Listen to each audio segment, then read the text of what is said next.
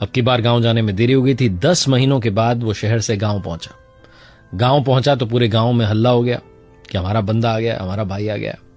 घर पर पहुंचा तो मां बड़ी देर से इंतजार कर रही थी। जाकर के मां को प्रणाम किया और अपने बैग में से निकाल करके एक मिठाई का पैकेट जो था उनके हाथ में रख दिया। मां ने कहा, ये क्या है? बेटे ने कहा, ये आपके लिए मिठाई लाया हूं। मां ने पूछ लिया, कितने रुपए की है? तो उसने कहा, 350 रुपए की। मां को गुस्सा आ गया, कितने सारे पैसे मेरे ऊपर खर्च कर दिए। बेटे ने कहा, आपकी फेवरेट है, आपको पसंद है इसलिए लाया हूं। मां ने कहा, अरे बेटा, इससे तुम कुछ फल खरीद लेता, फ्रूट खरीद लेता, अंगूर खरीदता, आम खरीदता, कितना पतला हो गया है, अपने ऊपर खर्च करता। बेटे ने कहा, अरे मां हर बार ऐसे ही कहती हूं। तो उसने मिठाई खिला दी, घर परिवार में मिठाई खिलाई। उसके बाद मैं बाहर गया, पूरे गांव में घूमा फिरा। शाम में घर आया, खाना वाना खाने के बाद जब बीवी के पास गया तो अपने बैग में से एक पैकेट छुपा करके उसने रखा था, उसे बीवी के हाथ में रखा और कहा, ये तुम्हारे लिए। बीवी ने कहा, इसमें क्या है? तो कहने लगा, इसमें चॉकलेट है। उसने पैकेट खोला तो बड़ी महंगी सी चॉकलेट थी। उसने पूछा, कितने रुपए की है? तो पति ने कहा, 850 रुपए की। तुम्हें पैसे से क्या मतलब है, तुम तो खाओ, सिर्फ 4 पीस हैं, बहुत महंगे ब्रांड की है और लोग कहते हैं बहुत स्वादिष्ट होती है, तुम खा के तो देखो। बीवी गुस्सा हो गई। उसने कहा, हद करते हो, तुमने सिर्फ मुझे ला करके क्यों दी? पूरे घर में नहीं बांट सकते थे? माँ हैं, बाबूजी हैं, भाई साहब हैं, भाभी हैं, बच्चे हैं, उनको खिलाते, मुझे ला करके देने की क्या जरूरत थी? पति ने कह रहा है, अरे तुम स्पेशल हो, तुम्हारे लिए तो स्पेशल चीज लाया हूं। फिर बीवी ने कहा, माँ के लिए? तो उसने कहा, मिठाई लाया तो था, खिलाई तो थी। बीवी ने कहा, अच्छा, माँ के लिए सिर्फ 350 की मिठाई, मेरे लिए 850 की चॉकलेट, गजब करते हो तुम, सबको मिल बांट करके खिला देते।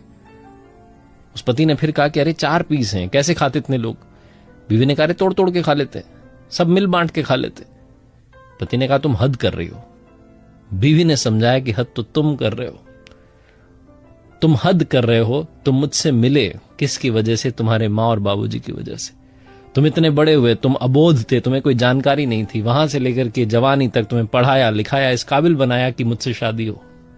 किसने किया? माँ और बाबूजी ने। और तुम उन्हें ही साइड में रखकर सिर्फ मेरे लिए 850 की चॉकलेट लेकर आ गए। तुम्हें पता है, गांव के बहुत सारे लोग तो शहर गए भी नहीं और तुम्हारे माँ बाबूजी शायद ये सब देखेंगे भी नहीं, उन्हें पता भी नहीं होगा कितनी महंगी तो चॉकलेट आती है। तुम उन्हें नहीं खिला सकते थे? तुम मेरे लिए इतना खर्चा कर रहे हो। तुम्हारी माँ 350 रुपए खर्च करने पर कह रही है कि बेटा तू अपने ऊपर खर्च कर लेता, फल खा लेता। वो मिठाई नहीं खाना चाहती, चॉकलेट को उसको पता नहीं है, वो चाहती कि उसका बेटा स्वस्थ रहे। और तुम ऐसी माँ को दरकिनार करके अपनी बीवी को इतनी महंगी चॉकलेट खिला रहे हो। वो जो पति था उसकी आंखों में आंसू आ गए। बीवी कहने लगी, अरे आंसू की जरूरत नहीं है, तुम्हें बस ये समझने की जरूरत है कि जिसने तुम्हें इतना सारा प्रेम दिया, प्यार दिया, पहले उन्हें रखिए। मैं तो साथ में हूं ही, पहले उनके चेहरे पर मुस्कान लेकर आइए। अब ये चॉकलेट का डिब्बा संभाल कर रखिए, इसे कल सबके साथ बैठ करके खाएंगे और सबको बताएंगे कि ऐसी महंगी चॉकलेट भी आती है।